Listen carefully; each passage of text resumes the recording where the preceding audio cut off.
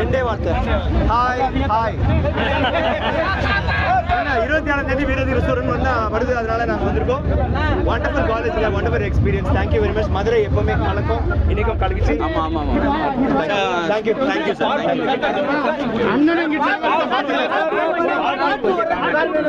இல்லை நிறைய இதில் சொல்லியாச்சு. என்னன்னா இது வந்து பார்ட் 1 எடுக்கிறதுக்கான பிளான் இருக்குது. ஸோ அதனால் இப்போதைக்கு பார்ட் 2, ஸோ இதோட ப்ரீக்வல் தான் வரும்.